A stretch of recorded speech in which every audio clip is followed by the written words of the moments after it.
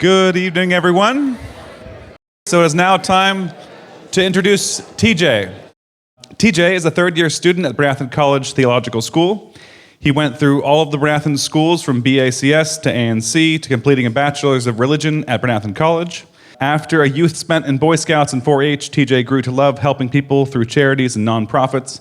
And when he rededicated himself to church in college, that love, alongside an appreciation for a few excellent ministers who had mentored him along the way, led him to pursue the priesthood himself, which eventually landed him here today, where he'll be talking to you about his dissertation on hatred. Please welcome TJ Jackson.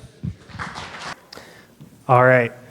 Welcome, everyone. Thank you for being here. We really appreciate you coming to listen to us.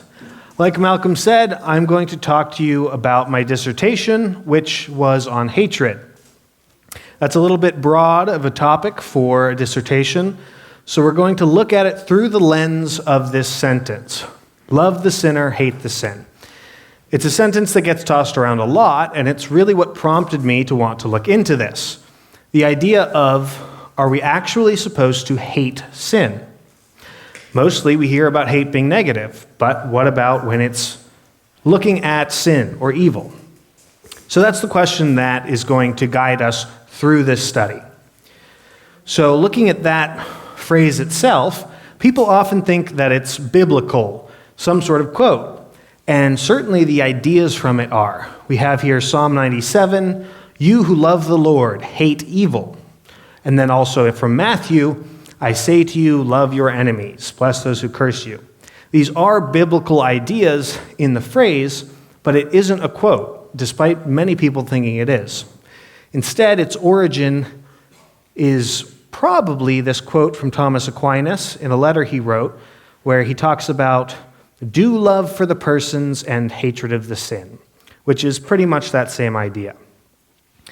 So, we know it's not a biblical quote, and so we're not going to try to analyze it as one. Instead, what I did in my dissertation is look at hatred as a concept and try to break it down. So that's what we're going to do. We're going to look at it linguistically, look at definitions that we use in the modern day, and try to figure out the core ideas about what hatred is. And then we're going to use those ideas to look at it doctrinally, see how hatred is used in the Old Testament, the New Testament, and the heavenly doctrine. So, quick aside before that, for those of you who are concerned or care, yes, this is going to be working through translation. We're not going to get deep into it, but if you want to know, the words that we're using in Hebrew, Greek, and Latin that we're translating to hate are sane, miseo, and odio. And they aren't going to be perfect translations, but they are pretty close, and they track pretty consistently as they're translated. But there are differences, and we'll address those as they come up. So, hatred in the modern language. I'm not going to read all of this out, but I have some definitions up here from the Oxford English Dictionary, from Merriam-Webster, and from the American Heritage Dictionary. And these encompass a lot of the ideas. So I am going to read a few of these out just so we can get a feel for what ideas are relevant to hatred. What are we looking at? We have emotions of extreme dislike, detesting, malice, the opposite of love, extremely averse, extreme enmity, aversion, dislike, disgust, wishing to shun, animosity, antipathy, a lot of these things. We know what hatred means, but I want to just think about the range of what it can mean, what it can cover. So thinking about those definitions, what I've done is break it into 4 ideas that we're going to use. The first is an overarching category, and that's strong negative emotion. When we talk about hatred, we're really talking about a strong negative emotion. We might use it hyperbolically occasionally. We might say, oh, I hate broccoli. But we don't really mean hatred as is proper to its definition. So hatred is a strong negative emotion. And then we have 3 categories of hatred. Alongside this strong negative emotion, you can hate something in contempt. You can feel that something is much worse than you, below you. You can hate something while seeking to separate from it. You really, really don't want to be near it. Or you can hate something by seeking to destroy it. You want it gone, demolished. Those are the main categories that we're going to use and look at as we go through the Word. So, the Old Testament. For the sake of time, I'm not going to read out these quotes, but they illustrate the different ways that hatred is used in the Old Testament. And what's important is that in the Old Testament, hatred is very frequent, and it's used positively and negatively. It's used to refer to the Lord and the Israelites, or to their enemies who hate them. It does not have the primarily negative context that we think of now. And so, while we're trying to understand that, there are a few important ideas that are going to help us. The first have to do with ancient Hebrew language and culture. And the first of those is the idea of dualism or polarity. Ancient Hebrew, linguistically and culturally, doesn't have a lot of room for nuance. You have strong ideas that are positive, and you have strong ideas that are negative. There are good things and bad things. You love the good things, you hate the bad things, and they don't mix. And that's an idea that carries out through their culture, but also their language, and that's in part because of this next idea, which is the size of the language. If you're not familiar with ancient Hebrew, you might not be aware of just how small a language it is. This is going to get slightly technical, I apologize, but there's a way of quantifying the size of languages where you take all the versions of a word, like sit, sitting, sat, will sit, and you group those together and you say, that is one lemma. That's what they're called. And then you can count all of those lemmas to get a general idea of the size of the language. English has 770,000 of these lemmas. It's a big language. Mandarin Chinese has 280,000. French, which is a modern language, or a small modern language, has about 100,000. But Hebrew has 10,000. So French is a small language, and it's 10 times the size of Hebrew. English is 77 times the size of Hebrew. So when we look at the word hatred, in English we had all those words that are related, ideas caught up in it. And in Hebrew, all of that is going to need to be contained to just a few words. So when it says that someone hates, there's a huge range of meaning that's a lot broader than what we mean when we say hate. So those are important caveats to what we see in the Old Testament regarding hatred. And then the more important caveat is we know that the Old Testament is written in natural appearances. We don't take the literal sense of the Old Testament and use it to be completely literal. There are appearances, and one of the important refutations here is specifically against the idea that the Lord hates.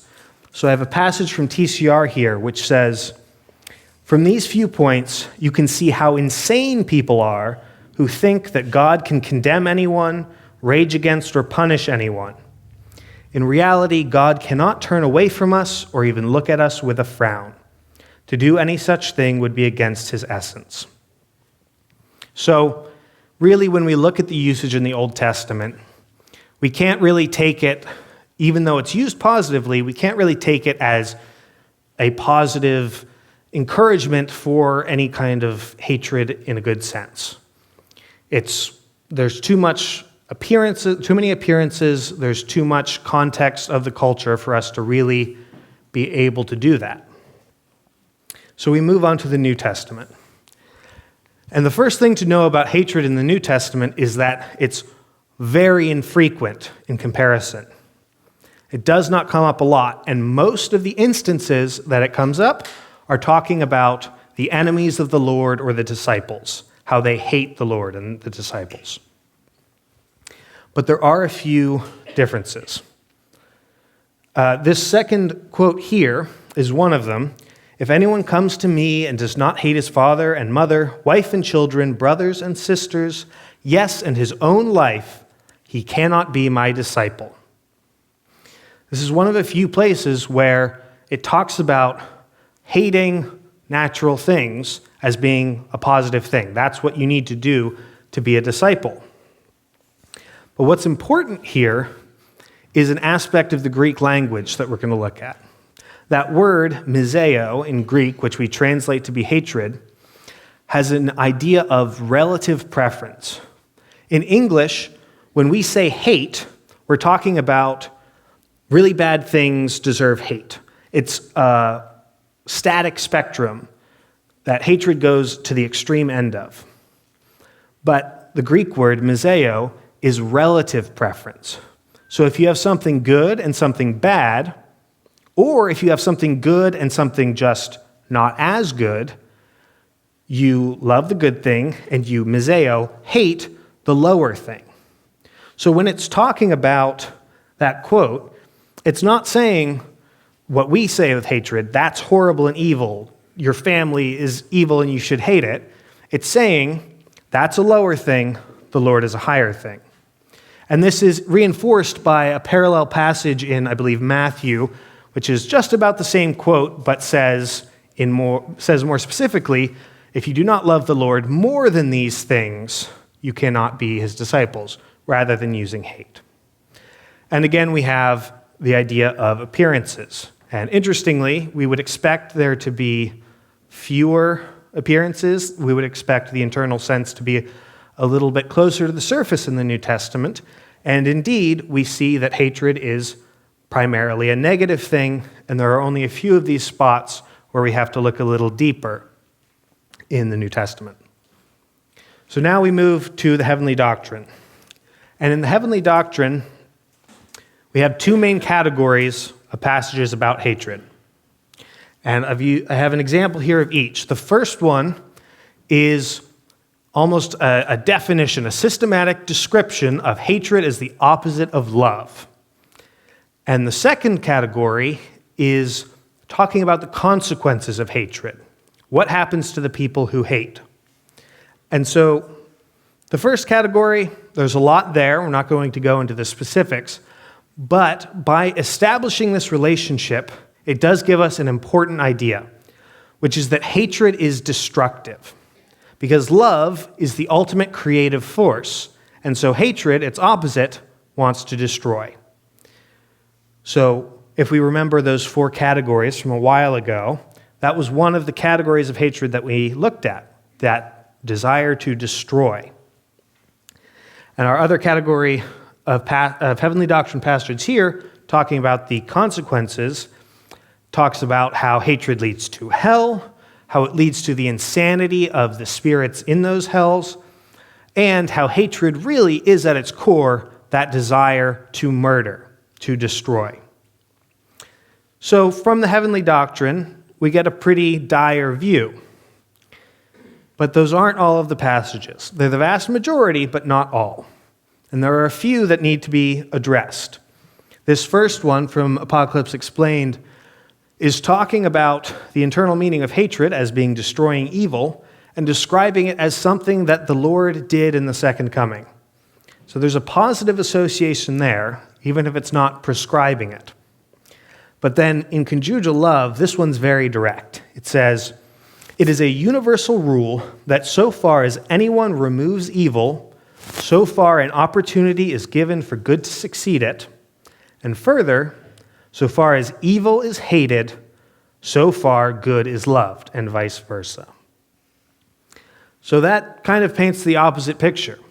If we think about that original sentence, the idea of hating evil seems to fit with that. But these are only a few passages. There aren't many that paint it in this light. Most are that previous category of horrible consequences and the opposite of love. So there are a few more ideas. I apologize for the barrage of passages, but these two ideas really help get a clearer picture of what the heavenly doctrine wants to say. The first here talks about that in the internal sense, hatred grows milder as it rises into heaven, because in heaven they do not know what hatred is. And that's going to inform our first category, that strong negative emotion, and say that maybe what we're looking for as it's heavenly is going to be not so strong. It's going to grow milder. And then next we have good does not even know what hatred is, since it is the complete opposite of it. Things that are opposites cannot possibly coexist in the same subject. But instead of hatred, good, or the person in whom good is present, feels a certain kind of repugnance. And this is actually encouraging that third category of hatred we looked at, which is the desire to separate. That part of our definition is very much so encouraged by the Old Testament, the New Testament, and the heavenly doctrines. That's what repentance is separating yourself from evils. So in that narrow sense, that is a positive aspect of hatred. But let's look at it as a whole. The parts of our definition. The strong negative emotion. In itself, it's not a bad thing, but as we said, as things grow more heavenly, things grow milder. So maybe not so strong. Contempt.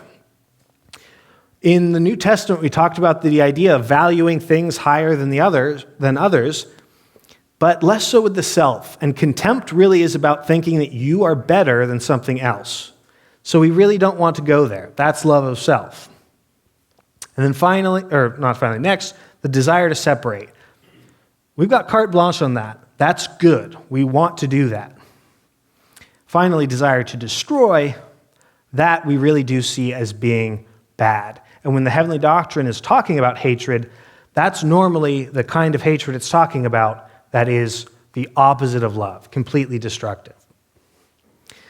And so one more caveat before we come to a conclusion is looking back at that original sentence. The idea of hating the sin and not the sinner is whether you can do that. Can you actually hate a person's actions and not that person? If someone were to systematically and repetitively hurt you, would you be able to hate that they did that and not let that rub off onto who they are as a person? If they stopped doing that, would you not still have those negative feelings and associations with that person? I'm not going to say it's impossible, but I think it's worth noting that it's not simple to separate those things. So if you try to use this as a guiding principle, you're going to have a hard time doing that. Even in ourselves, our motives are completely mixed. Whatever we do, we can't separate what is fully good intention and what is evilly intentioned. So much less than someone else can we separate the good and the evil and only hate the negatives. It's a hard thing to do, if not impossible. So finally, the last thing to consider against this idea is, what do the angels do? And the angels look for the good.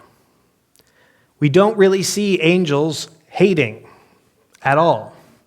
The strong emotions that they exhibit really are primarily good zeal, where what it is there's something similar to anger that is prompted by a desire to protect something good. We don't see that desire to destroy things in them. So our final question, can there be a good hatred? Yes, with a lot of caveats.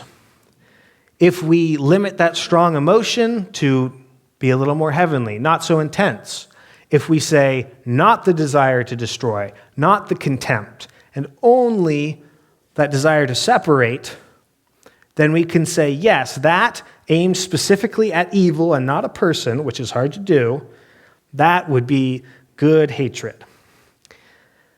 But also, even then, that's not the best option. That's not the behavior we see from the angels. And really, we're working on technicalities. We can say, technically, yes, that's true. If you work the definition that way and only take that portion of it, yes. But that's not what we mean when we say hatred almost all of the time. But the other place that it kind of can be yes is if we're talking very simplistically. If we look at that Old Testament model where we're just talking in polarity, good, evil, love good, hate evil. If we want to be very simplistic like that, yes, we can say that there is a good hatred. But really, as is unsurprising to everyone here, I imagine, no, you shouldn't hate. Thank you, everyone. That's my presentation.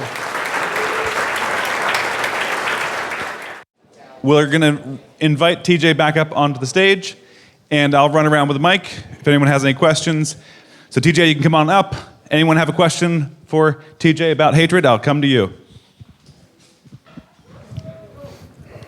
In the first quote that you mentioned, I believe it was from Psalms, something about loving the Lord and hating evil. I believe the first quote was Psalm 95, where it said, "Those who love the Lord hate evil," or something like that, yeah. What would you say would be maybe a more accurate translation, if there would be one, into English from the original Hebrew? I think in terms of translating, that's a good translation. If we're looking at what the more internal message is, I think when we see hatred used positively against evil, probably what we're going to think of is instead shunning evil. Because that's certainly true, that those who love the Lord shun evil. But in terms of just linguistic translation, I think that's decently accurate. No matter how well we translate the Old Testament, it will still be somewhat in natural appearances. Yeah.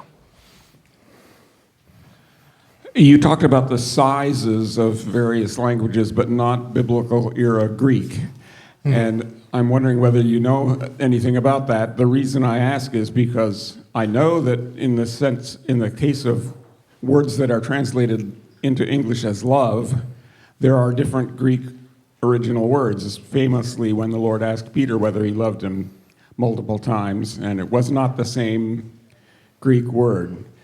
So are there multiple instances of words for hatred in Greek that might all be translated the same way into English? So Greek is certainly larger than Hebrew, but by a decent margin, but it's still a lot smaller than English. So when we see things like the loves that you were talking about, they have, because of their cultural perception, they have a lot of different words that we would just say love for. So there are multiple words that mean things similar to hatred, but if I'm recalling correctly, there are still quite a few less than we have, whereas they do seem to have a broader range of things for love. What would you say the difference is between pushing oneself away from something, which is a good, and disgust? Because I feel like, at least in the situation that I'm in a high school setting, there's often a lot of disgust, a hatred that comes from disgust. So it doesn't seem like a positive thing. Yeah, I think disgust, you're going to run into something similar to what you would with contempt, where the emotion there is tied up with probably a love of oneself and putting other people down.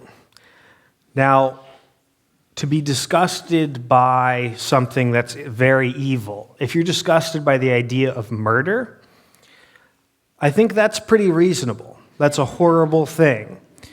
But like I talked about with the difficulty of separating actions from a person, as soon as disgust is targeted towards a person, then that's hard to be positive. It's hard to actually separate those things and directly be disgusted at what someone's doing without that judgment also falling on the person.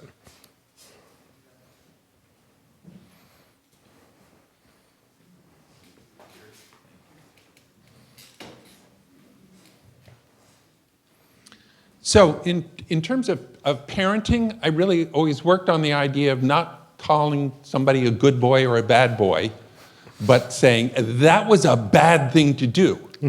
And part of it is because we as human beings are such a mixture.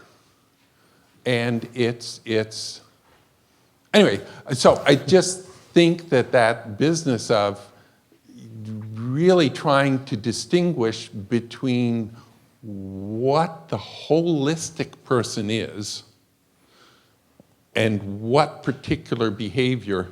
I was just talking to somebody, as a principal of 9th and 10th graders, I sometimes love the students at very high volume to try and make a point about something.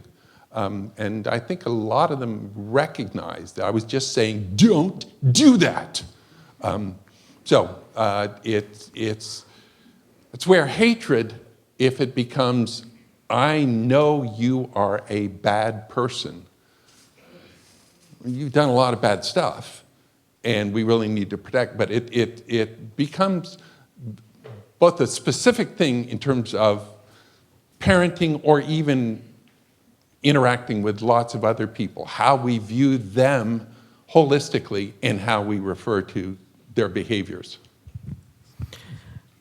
Yeah, that's a good point. It's one of those things where we have to interact with and view and judge what people do. We wouldn't be able to interact with the world if we didn't make judgments about actions people made. But there are specific warnings about you cannot make spiritual judgments.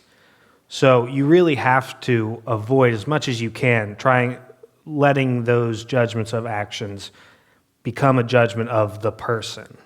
Yeah. Hi. I was really interested in your delineation between the sort of outlets for hatred, and one of them being separation, and how that might be a less harmful outlet for hatred. But I was thinking that separation, especially as we're seeing, like right now, where people are separating away from people they disagree with or hate, or something like that.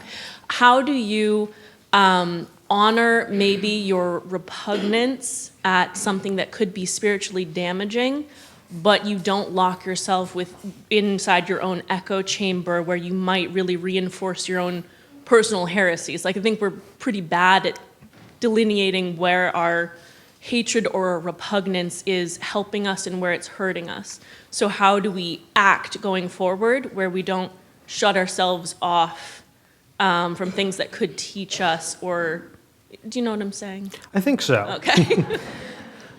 Yeah, we have some natural repulsion or aversion or whatever towards evil things. But we also have some of that aversion towards neutral things or good things that maybe have some subconscious effect on, whether it has to do with a problem that we have that we don't want to admit or address. So you can't function off of dislike as a guide for what you need to do. If you were to say simply that everything I dislike, oh, well, that's bad and evil, we're going to avoid that, that's not going to work. But what I will say is that we all probably have enough problems that we can pick something that we're pretty darn sure is something that we should separate from. Maybe some of us have done a really good job repenting and you don't have any bad habits, but I think most of us, it's not too hard to look at our lives and say, you know what, that's a behavior that I know I need to stop. Do you have any opinions about children's capacity to feel hatred? And I've just been thinking about it because kids can seem very malicious and they'll say, oh, I hate this, I hate that. But recalling my own feelings as a small child, I realized we just didn't really have it when we were little. Yeah, that's an interesting lens. I think you can have very, very intense emotion as a child, but I think that often it's mostly selfish. So when they deal with hatred, there probably are aspects of it that they access. Kids can treat each other pretty horribly because they care about themselves and they think that person isn't as important. So I think there are certain parts of hatred that they can access. There's probably less of the more extreme parts. I think those are often things that unfortunately we develop as habits ourselves. But yeah, I guess that's what I think. Thanks, TJ. Let me introduce Dan to you. Dan Calvo is a theolog from Havana, Cuba, who has lived in Bryn since 2019. Dan fell in love with the writings when he was hired to translate the book Tunnel to Eternity by Leon S. Rhodes for the Swedenborg Foundation at 14 years old. In 2019, he moved to the United States to attend Bryn College, graduating cum laude 3 years later with a bachelor's degree in religion and minors in history and English. Dan has worked as an editor and translator for the Swedenborg Foundation since 2020 on the Spanish translations of the Arcana Celestia, Apocalypse Revealed, and many other works of the Heavenly Doctrines. The topic of Dan's dissertation and presentation tonight is the human memory. Please welcome Dan Calvo. All right, how y'all doing tonight? Can you hear me okay? Yes.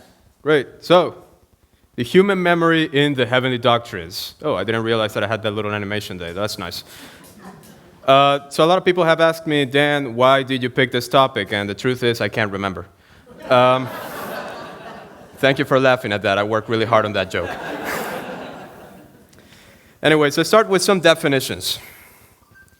What is the memory? The memory is the part of our minds where we keep our memories. Duh. And I wish that we could stop there, but unfortunately I have another 14 minutes to fill, so you guys have to stay here. You have to be polite about it. The part of our minds where we keep our memories, right? Pretty self-explanatory. Let's expand that a little more. Our memory is the part of our mind that holds all information related to scientific knowledge, life events, sensory information, etc. So your memory holds all sorts of events, your first relationship, the day that you got married, the day that your baby was born, that dumb thing that you did in the 4th grade. All of those things are held in your memory, all of those life events. Sensory information as well. You remember what colors look like. You remember what certain things smell like. You remember what certain things taste like. And finally, scientific knowledge. Now, scientific knowledge is not specifically knowledge of science. That's a very wide definition in the writings. We are talking about knowledge of all different things. Language, or just how to work a computer, how to drive a car, all of these different things, skills, are parts of scientific knowledge. It is not just being really good at physics. And finally, let's expand that a little bit more. The memory is the part of our mind that holds every single thing we have ever seen, heard, felt, thought, loved, and experienced. It is a massive database that holds every single thing that we are. You are your memory. There, you are your memory. Your memory holds everything that you have ever loved, everything that you love right now, everything that you have ever experienced through your senses or in your mind, everything that you have ever thought is within your memory. Now, this is a very broad definition based on the writings. I am going to look now at what does modern science says about the memory. Full disclosure, in case that it wasn't clear, I am not a neurologist. I'm a theologian, and a Swedenborgian theologian at that. Science is not my strong forte. However, there is so much coming out nowadays from these different fields, neurology, neuroscience, psychology, that are confirming a lot of the things that we are going to be talking about tonight. And that are confirming things that were being said in the 1700s when the writings were being published. So, what is the memory? It is an ongoing process. We are constantly receiving information. If you were to ask me, is the memory a part of our brain, or is the memory a process, or a skill, or a sort of an ability that we have, I will give you the very annoying answer of yes. It is all of those things and more. It is an ongoing process. Right now, your memory is working. Right now, you are receiving information, you are processing it, you are absorbing it. Your memory is containing information right now. There is a process right now that is being called encoding in neurology. And what is encoding? In very, very layman terms, you are receiving information, you are experiencing all of these different things. They go into your brain, and you start deciding in millions of times in a second all of these different things that you are going to hold or that you are going to let go.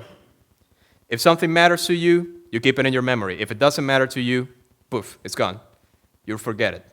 That's the process of encoding, retaining important, useful information, letting go of information that is not useful.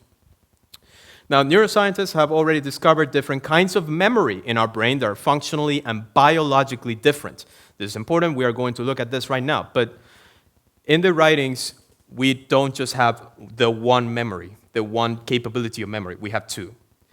And modern science is already discovering that we have more than one kind of memory.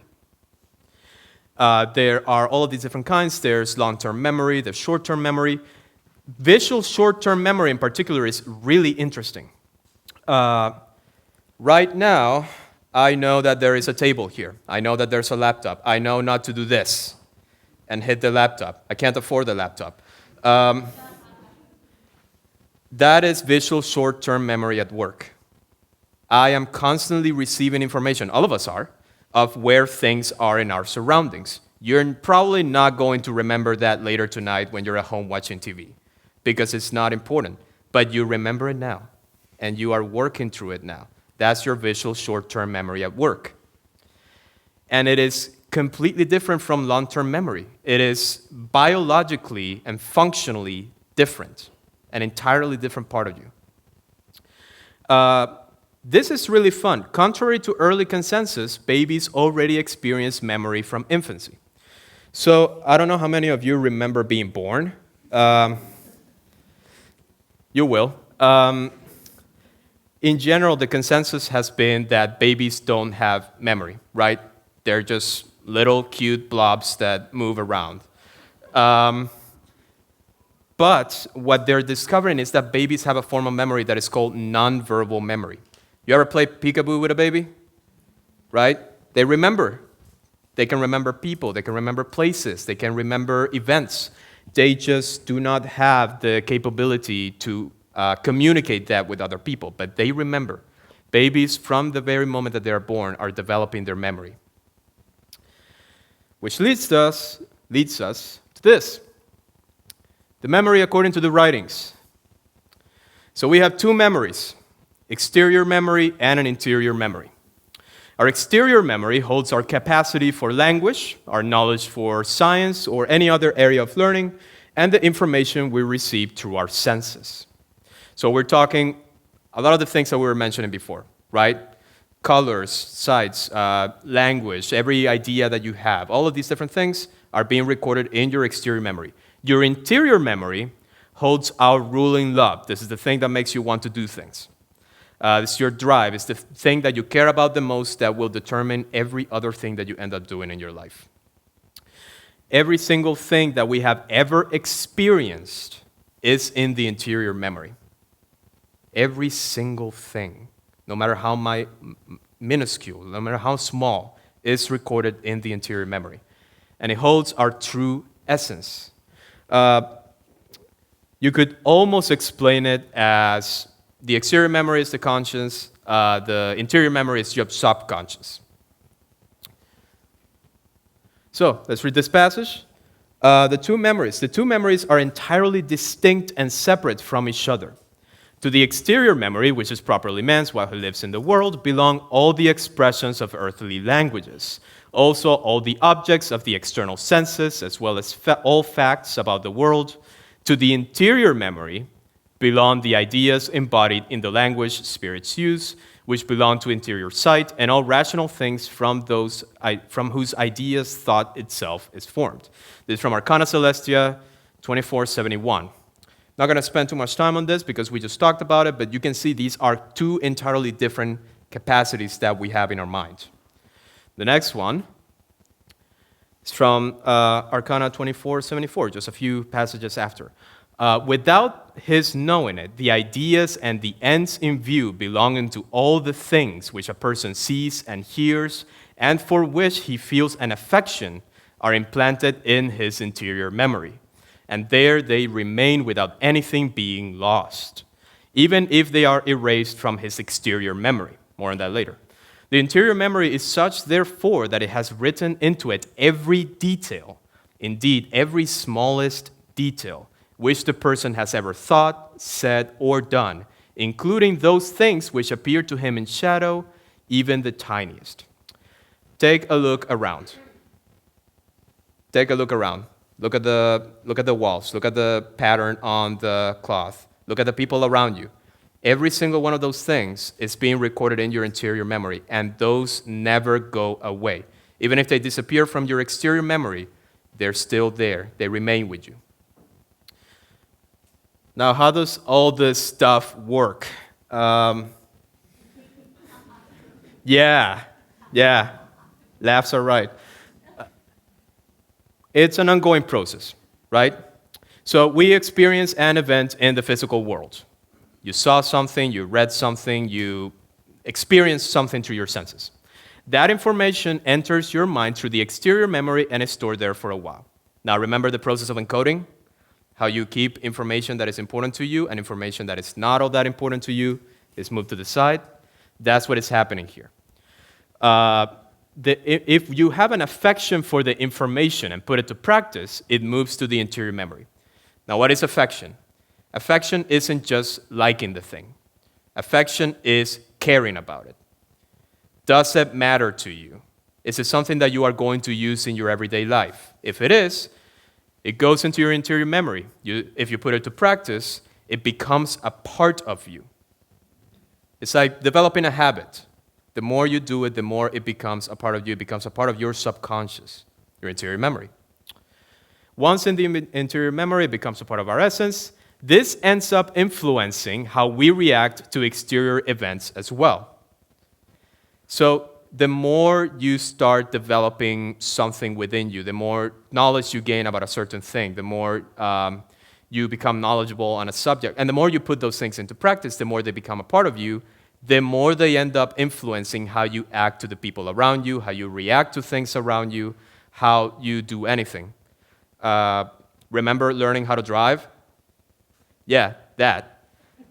At one point, you didn't fully understand it. It was this weird, big machine, and then little by little, you started developing the skills. Now it's second nature.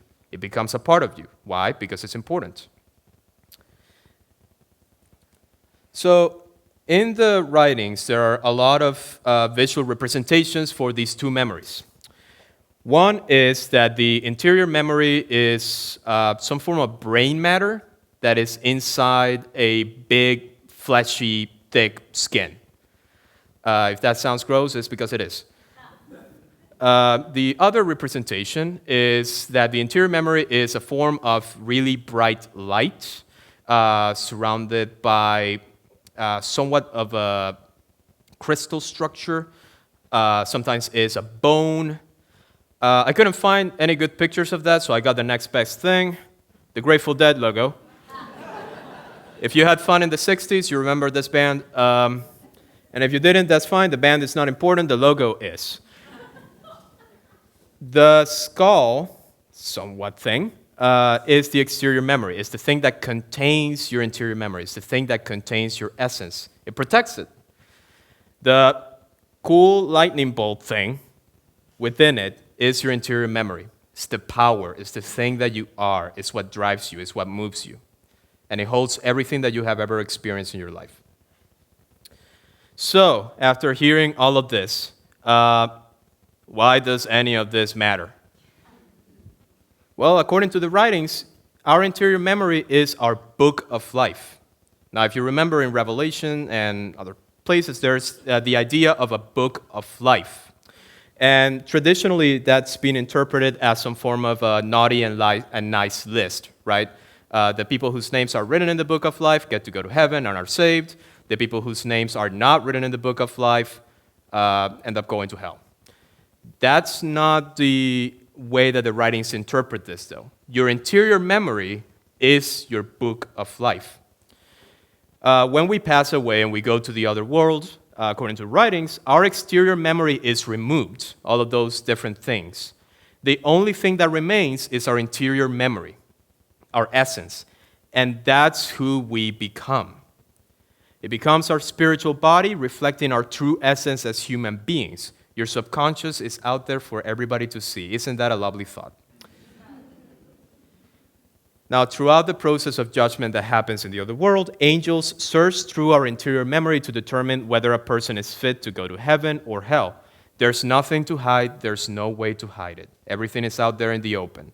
Everything that you truly love, everything that you truly care about, everything that drives you, and every single thing that you did with details is all out there in the open. That's your interior memory. That's your book of life.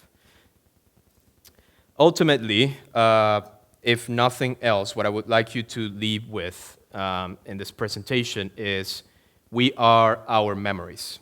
So you might as well make some good ones. That's all. Thank you.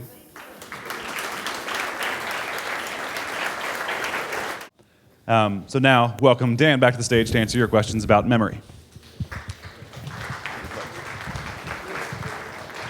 Hey guys, it's been a while. Anyone? Questions, angry comments, accusations of heresy, please throw them all my way. Something that we were chitter-chattering about while we had our desserts about your talk is that you made some distinctions, and I wanted to get clarity because you made a point of saying, this is my understanding of what I heard. You said everything we experience is stored in our internal memory. Yes. But then later you also were saying something about like things that we love, things that we make habits are then stored in our internal memory. So did you mean they are more deeply stored or? That's the wonderful thing about the internal memory. So your internal memory holds all the information. Think of it as the hard drive. It holds every single piece of data. The way your operating system is also there. So computer terms for the technologically people who are not as knowledgeable of it. The way that you work, the things that you care about are what is in your interior memory. So it holds both things. Now, the interesting part is a lot of the knowledge that you acquire during your everyday life, or a lot of the things, are not necessarily things you're going to use in the other life, so they're not necessarily accessible, but they're not removed. They're just pushed to the side because they're not relevant information at that point in time. So your interior memory holds both every single thing that you've ever experienced, everything that you know, and everything that you care about, and everything that you are. Does that answer your question? Yeah, I was just curious if you would agree with the notion that the internal memory is more associated with the volition or things you do, whereas perhaps the external memory is more associated with ideas. And something that made me think about that is this video I saw of this elderly woman who had some form of memory loss, and someone in her family asked her to, play some piano song, and she's like, "Oh, I don't know it." Because the idea of it or the memory of the notes on the page she didn't remember, but he was like, "Oh, just try." So when she actually started doing the thing, then she could play the whole song, even though she thought she didn't remember it. So I was just curious if you had any thoughts on that at all. Absolutely. I think that it is very squarely that love and the will are in the interior memory, and they work and project through the exterior. There's a cool little thing in the middle called the rational.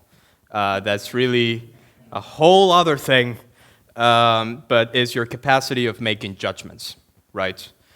So the things that you love, the things that you care about, the will moves you to want to do certain things. So how do you do them? Well, you make decisions. You make decisions to learn about this thing or avoid that thing or whatever. That ends up affecting your exterior memory, which is your intellect. And again, it's the brain.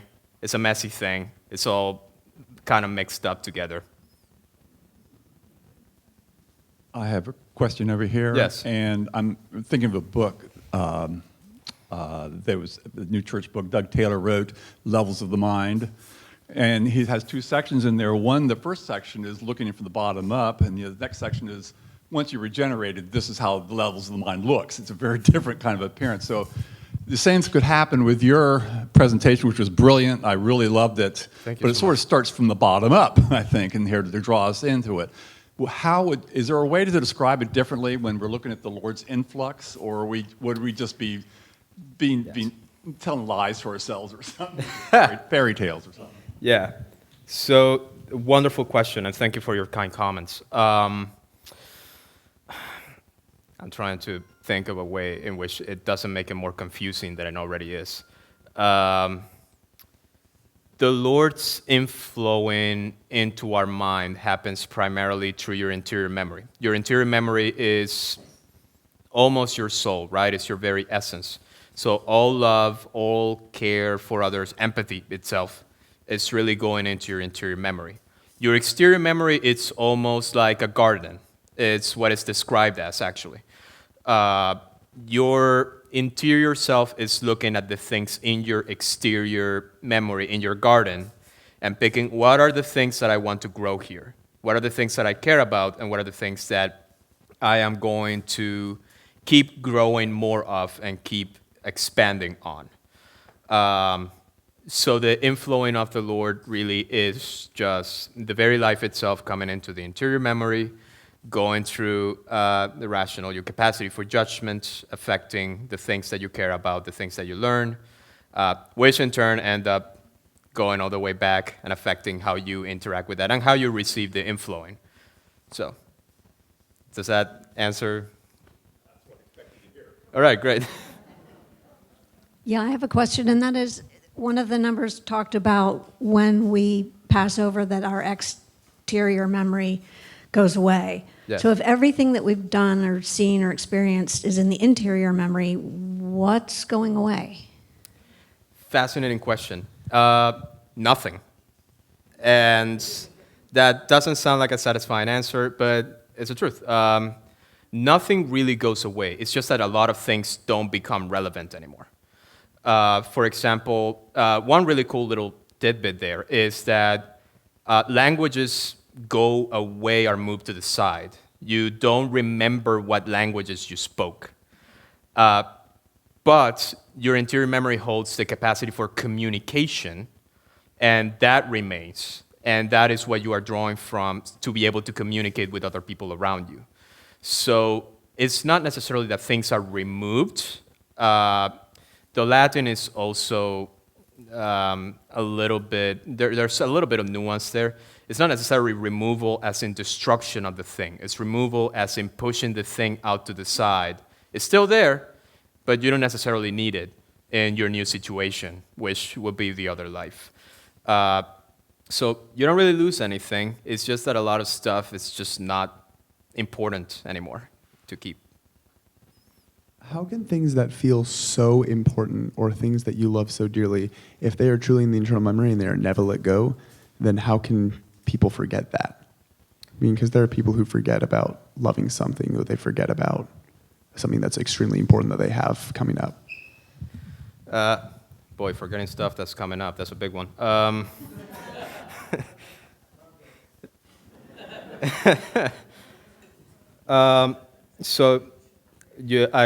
don't think that I fully heard what you were saying, but if I get it correctly, you were asking if how can people forget important things that matter to them later?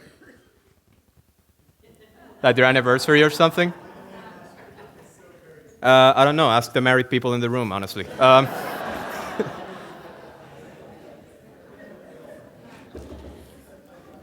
Tell your spouse about encoding. That will help.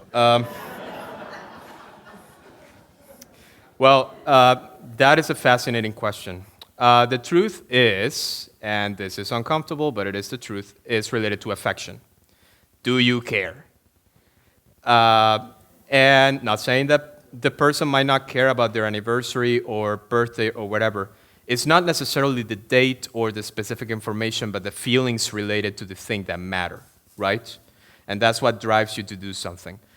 People who have been married for a very, very long time, how much do dates end up mattering after a few decades? Anyone? Do they matter a lot? Or is it more about the connection and the work that you do every day to keep the thing going, right? That's what matters, not necessarily the specifics, but the generals of how you are connecting, right? And as far as things moving to the side, honestly, sometimes you have a really busy schedule. And things pile up, and you end up picking what is the most immediate thing that you need to work with right now, right? What is the most important event that I have to get ready for? What is the most important thing for my survival, for the care of the people around me? That's what you are going to remember. That's what you are going to focus on. And sometimes that does mean other things get pushed to the side, and then you remember it when you get a notification on your phone the day of. So. So you talked about how Yes. memory is like a process, basically. Yes. And then you also talked about, as we discussed just before, how the external memory then goes away, and that's a complicated issue apparently. But when you're in the next life, does the internal memory, is it still getting filled like constantly with everything you're experiencing? Yes.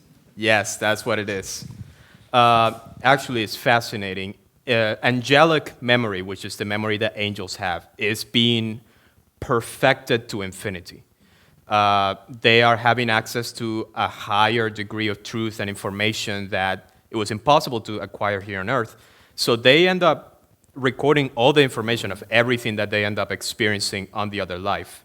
Hellish spirits is a little differently. It's more like a really bad case of lots of illusions and things that just not being fully aware of their reality. Some people imagine that they're kings or emperors or gods or all sorts of different things and completely forget who they were. But yes, your interior memory is basically who you become, and it continues to record and become perfected and develop for however long you're in the other life, which apparently is forever. So. All right, thanks, Dan. Right, thank you.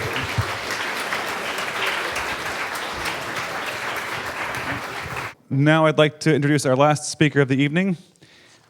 Scott Frazier is the incoming dean of the Athyn College Theological School after being a professor at the college for the last 27 years. He usually teaches courses on divine love and wisdom and the Last Judgment, as well as courses on the Old and New Testaments. Scott graduated from Athyn College with an interdisciplinary degree in Latin and religion, and then, having lost an argument with his brother Pierce, earned an MA in ancient history from Villanova University while beginning to teach Latin at ANC. From there, he then earned an MDiv degree from the Theological School in 2006 and has been teaching ever since. Please welcome Scott Frazier.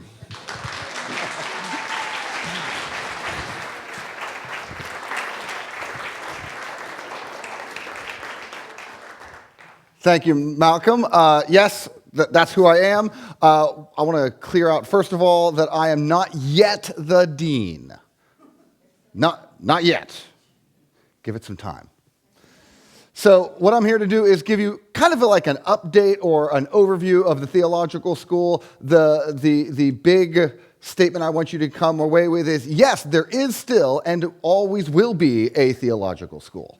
So what I'd like to do is just walk through a few things about the theological school, its mission, who's teaching there, who's listening officially, and how it all works. Because there have been some changes here. So you're going to see some things that are perhaps the way you thought they always were, some things that maybe are a little new, just to make sure we're all on the same page as to how this works.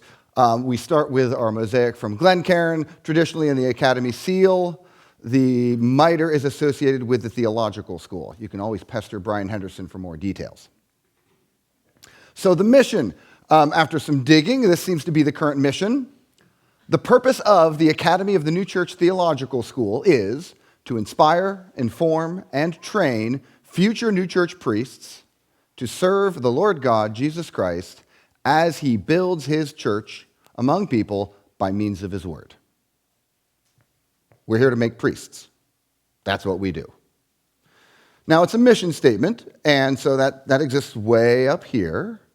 So I've added a couple other parenthetical statements that don't govern us, but it's sort of the what we're doing here. So our objective is providing pastors to the general church with practical and doctrinal skills. That's what we're here to do. We are here to serve the general church. Every now and then there's an arrangement, or somebody else is there, or there are sister organizations, but we're here to provide a priesthood for the general church. That's the objective. Our approach currently is an accredited graduate degree program within Bryn Athyn College and the academy as a whole. I know a lot of people in here already know how this works, but in case you don't, there is the Academy of the New Church, which is this big umbrella organization. And in that, you've got these different schools. And one of those schools historically has been the Theological School, still is.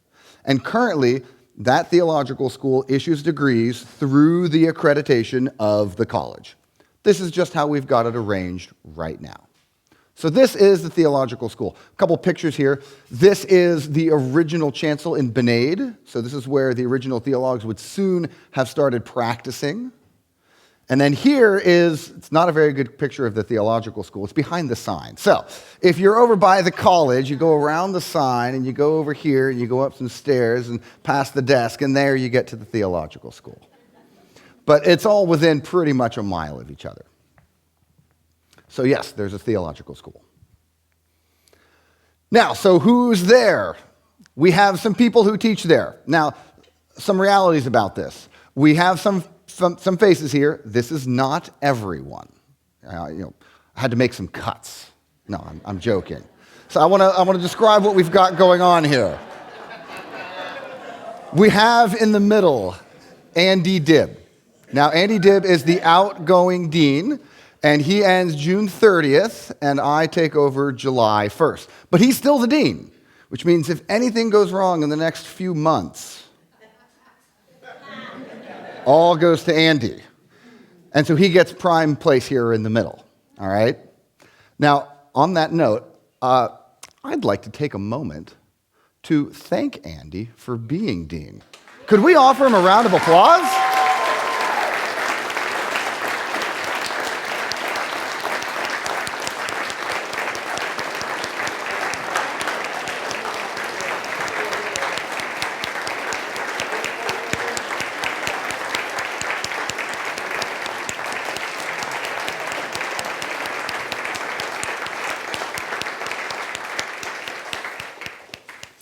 But really, thank you, Andy.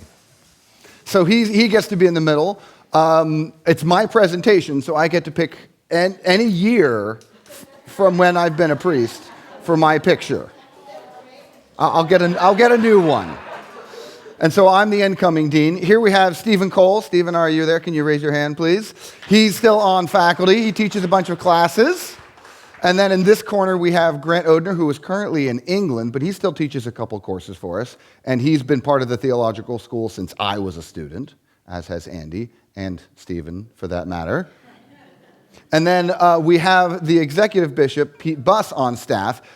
He teaches a course or two throughout the curriculum, and he comes to the meetings because it's very important that he know the theologs and know how things are going, because the idea is that then they will be employed in the general church essentially by the executive bishop. So if you want to know who the team is, this is kind of the main team, but there are many more. We have lots of people teaching. We've got Nina DeWeese, we've got Prescott Rogers, we've got Ed Deschazal, we've got all sorts of people.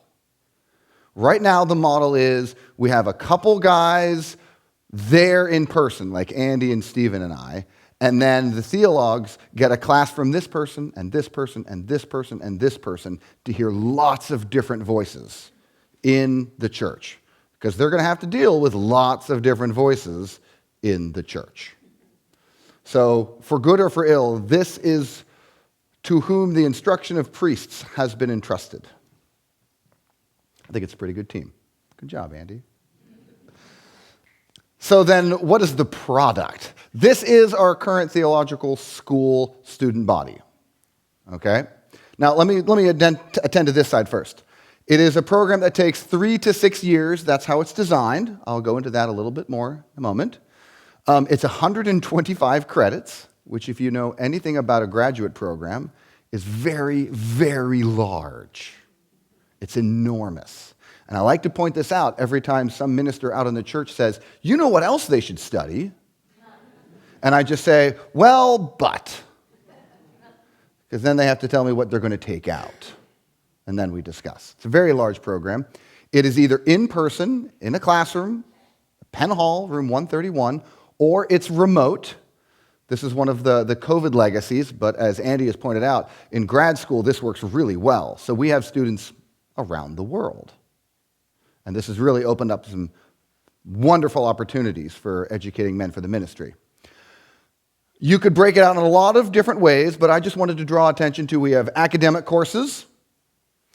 We have experiential education, where they go to various parts of the community and help and attend meetings and watch the Bryn pastoral staff and go to Caronwood Village and even Carencrest and get a taste of other elements that aren't just academic. You might see them around. They have a practicum. This is one way to think of it, is like an apprenticeship, where we ship them out somewhere, and for several weeks, 10 weeks, something like that, they are with a particular pastor out in the field, seeing how it really works, which you can't get from a classroom. They traditionally do that in their last year, first term of that last year. You know, there's some wiggle room.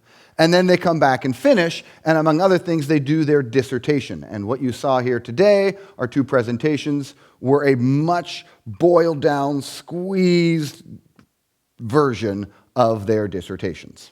So it's a very thorough program. Because what we give them at the theological school is protected time. This is protected time for them to study the doctrines as much as possible without distractions, and also experience how the doctrine interacts with life. And if you talk to pastors out in the field, life gets very busy. So this is when they almost get to tank up, fill up with what's going to serve them professionally in their field. And that's my defense of this number. So, a little note about who we've got here. So we've got 4 categories of students. We've got the ones who are leaving. We've got the ones who are staying. We've got the ones who are staying but remote, and then we have the ones that are coming in. So it's a small school. We have Daniel Calvo, TJ Jackson, and Eric Shoden. Eric's not here today. He was late because he's in Sweden and didn't get a plane flight and was not asked to come and is not going to. But he is graduating, right, Andy? Yep, so we have 3 graduates. That'll be in late May, and they will be ordained, hopefully, barring, assuming completion of their program. Still in the school, advancing for next year, is Paul Morgan from England and Cornet Agnes. If you guys are here, could you raise your hands? You didn't know this was going to happen. There we've got Cornet, and there we've got Paul. Yeah, Cornet's from Ivory Coast. Poor guys, they're also in my undergrad Gospels course because they have no choice. Remote, we have Fritz Bott in Holland. He is getting a certificate, which you'll hear about in a second. It's a good thing. We have Mandla Stole. He's in South Africa. He's finishing up. And we have Christopher Soria, and he's out in Chicago, and he's just starting. He's had 1 year so far. So this is the school. I don't know if there'll be questions about that later, but this is who we've got, and that's who's there now. And next year, we have Bennett Buick, who is from Texas currently. Is that fair? Okay, Texas. And Laban Genslinger. Josiah's pointing at him. There he is. We have Laban Genslinger.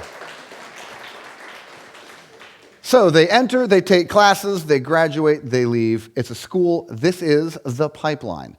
And Andy has made it very clear to me that we need more. So if you know anybody, you send them to me or to Andy. You're still dean. The last thing I'd like to leave you with is a description of how the program actually works, because this is kind of new and maybe a little complicated. So, we have a traditional path and we have a certificate path.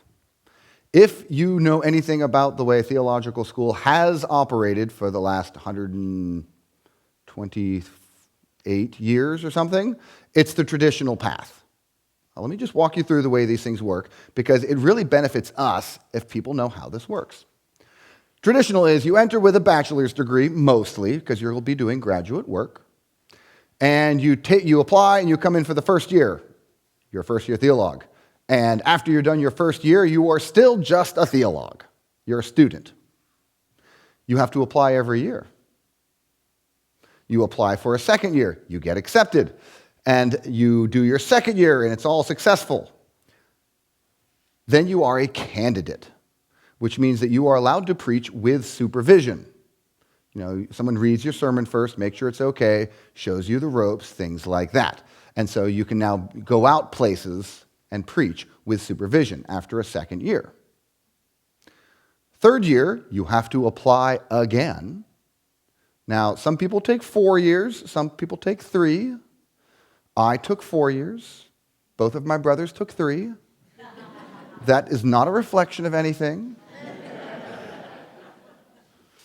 So that would be a second year and a second year. And so in the third year or the last year, after you've applied and you're a candidate and you're going out and you've done your practicum and you can preach with supervision, you finish your third year successfully, your dissertation is accepted, and you graduate and you get an MDiv, a Master of Divinity degree, and you are ordained or inaugurated into the priesthood and given a white stole. And off you go into the general church. I hope everyone's with me so far. Then what usually happens, if we can skip to the end after this, is you are employed as an assistant to the pastor, which means the general church just sends you. The society doesn't call you. They are essentially appointed by the general church, and they are the responsibility of the general church. For 1 to 2 years, something like that. We're calling it a residency.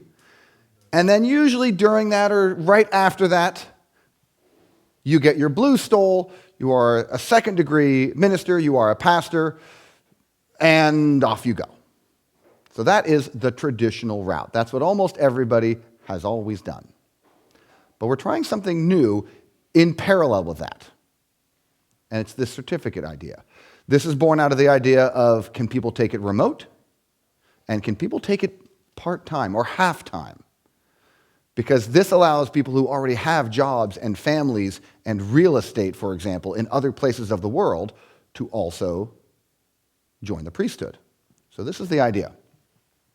You apply and you take courses essentially half-time. 2 courses in the fall, 2 in the winter, 2 in the spring. That's about half-time. And after 2 years of doing that, you've had 12 courses. And now you're that candidate, the one who can be supervised and can preach a few places. You can see there are already some differences. And then you start your next certificate, because you get a certificate from this. And then you keep going, 2 courses at a time, 12 courses later, 4 years in total. And now the idea is that you get inaugurated into the priesthood and ordained into the first degree, and you are given a white stole. But that's only the second of 3 certificates.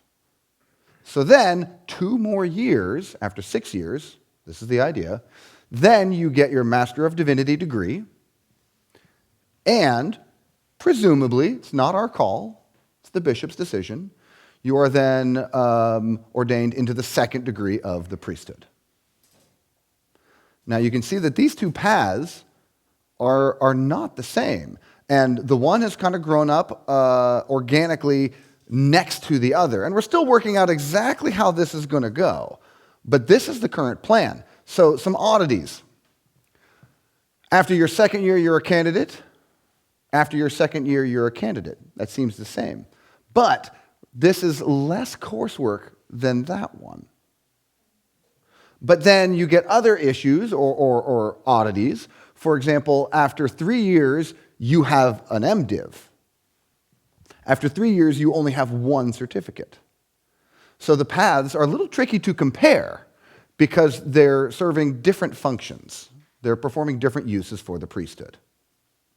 The way I would sum it up is the traditional path is, think of it as mostly in person, it's full-time, it's immersion, it's what I think all of us ministers in this room probably did, took 3 or 4 years, became a minister.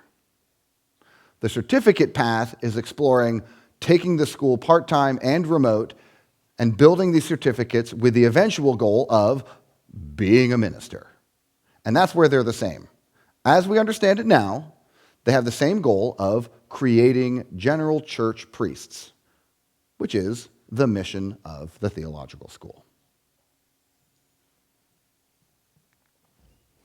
So now we have like 12 seconds for questions by our clock.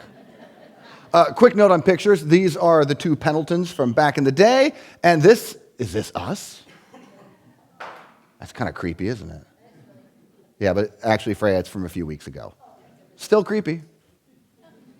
So, that is the nature of the theological school. Should we just roll right into questions? Yeah, I'm going to make the executive decision that we can go till 8:05, and then you can ask more questions informally afterwards. So if you need to go, because it's 8 and you got a babysitter, you are welcome to go. Scott will not judge you.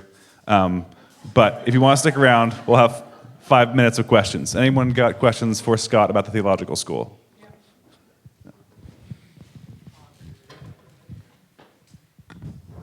Is there any financial support for people having a family and they would stipends, scholarships? Great question. Is there financial support for people with the idea that, they have a spouse and family and all that kind of stuff?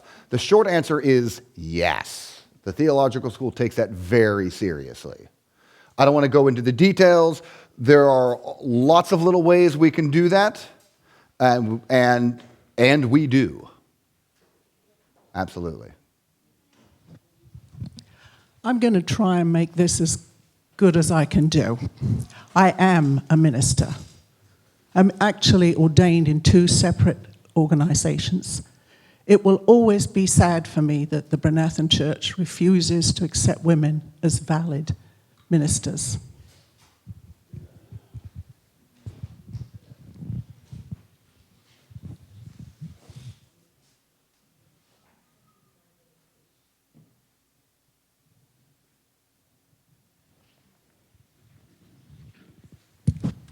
So in 5 years, your fellow teachers will be a very different group, I predict. What are you saying about this group? And doesn't seem like we have as many scholars in the general church priesthood as we have sometimes had in the past. I'm sure you've got a plan. Do you have anything to say about that plan? Yes, former dean of the theological school. But I'm not going to go into details now, but I will rough out for you an interesting choice the theological school kind of has to make. Are we going to have a school where we've got like one main guy and then like satellites of people who teach 1 or 2 courses, which really emphasizes that breadth of voices and variety? Or are we going to go to a model where we tighten things up and have 2 or 3 main guys that are really dedicated to this use? And that is a question of who's available and the demographics of the priesthood and whether we can take people from the field. There are issues there. And right now, we're doing that first model. In terms of the long-term form the theological school takes, the theological school is in the odd position of being responsible for creating the faculty that will be at the theological school a generation later. And so we don't know who will be available in 5 years. We certainly don't know who will be available in 10. These things ebb and flow. As to there not being as many scholars, I don't know about that. I'd like to claim I'm a relatively young man, so maybe that is true, maybe that's not true. But I do have great confidence in the rigor of our program. One of the things I've noticed is that the theological school kind of didn't notice that everybody was supposed to relax their standards. And so we didn't. It is a very demanding program, and the people who come out know an enormous amount and have spent hours and hours and hours working with that material in many forms. You may have already answered this. I was a bit off put. Define scholar and why there are no more scholars. Well, now, was that for me or for Mr. Carswell? I think I can take a shot at that, Tate. If we take the group of priests that are all the priests, no priest is going to be good at everything. No priest is going to want to do everything. And so there's always going to be specialization. Divine love and wisdom, divine providence, they talk about how specialization, where you have variety of forms and unity of purpose, is the heavenly order. And hopefully the priesthood mirrors that. So when you look at the priesthood, we're looking for what kind of a priest would want to teach other people to be priests. Because be aware, you're giving stuff up. You probably won't preach as much. You may have less pastoral contact. You're really not on the front lines of the church. So being a professor, being a theological school professor, is kind of a niche use in the priesthood. It's not suited to everybody. It's not for everybody. And so as all these priests are working through the general church, maybe the dean of the theological school is keeping track of, maybe that person in a few years, maybe that person in a few years. So a scholar would be somebody who has the ability and the interest to spend their professional time training priests, which also includes an interest in those deep dives of doctrine. I hope that answers your question, Tate.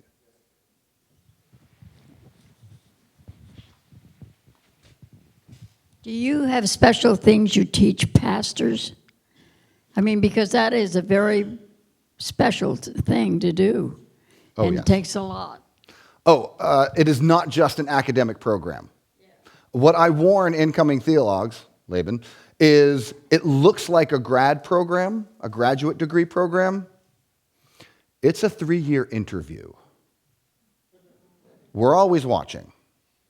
And so, yes, of course, there's lots of academics, but it's also, so how do you talk to people in this scenario?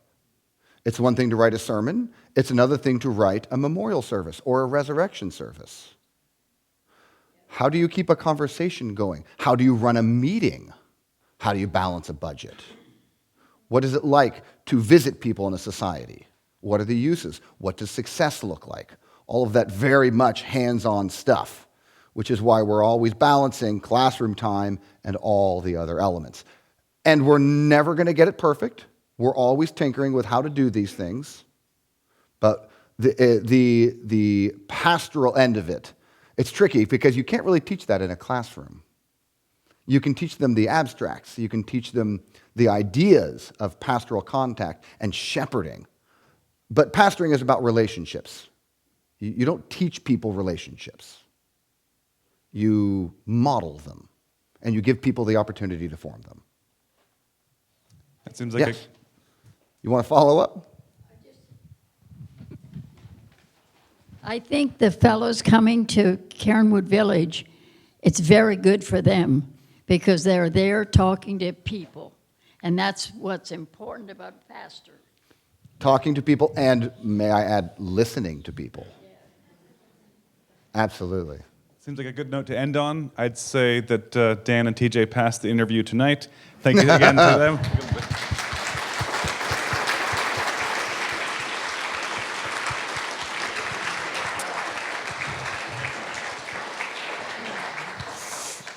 They're over there currently. You can probably catch them before they run out the door. Scott's also here. You can ask him questions. Thanks again for coming.